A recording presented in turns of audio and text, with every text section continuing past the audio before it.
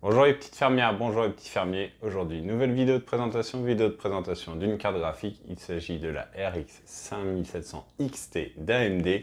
C'est une carte graphique basée sur la nouvelle architecture Navy d'AMD. C'est en 7 nanomètres. On va découvrir la carte graphique.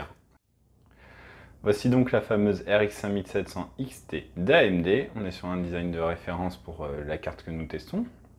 Un nouveau design de référence avec un léger effet de bague en haut sur le carénage, c'est plutôt très joli. Le carénage mélange de l'aluminium et du plastique a priori, si on a bien compris. On est sur un ventilateur de type turbine, et donc c'est un mélange un peu de design à l'ancienne sur les cartes de référence qu'on a pu connaître quand on était un peu plus jeune, et sur un effet un peu moderne avec ce carénage qui est légèrement enfoncé, enfin qui a un léger effet graphique.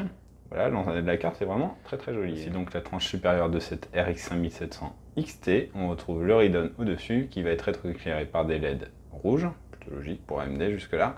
On découvre les deux connecteurs 8 et 6 pins qui sont nécessaires pour le fonctionnement de cette carte graphique. Voici l'arrière de la RX 5700 XT. La carte a le droit à une backplate avec le Radeon rappelé dessus. L'ensemble est plutôt très joli et très propre. Voici l'arrière de la RX 5700 XT. Comme vous pouvez remarquer, le carénage n'est pas complet à l'arrière. Il est légèrement découpé, sûrement pour laisser l'air sortir ou pénétrer.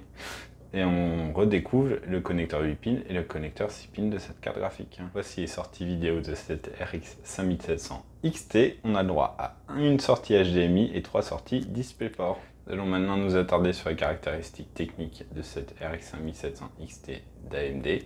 Donc la carte graphique repose sur une architecture Navy gravée en 7 nanomètres. La carte a droit à 2560 SP et 64 hop.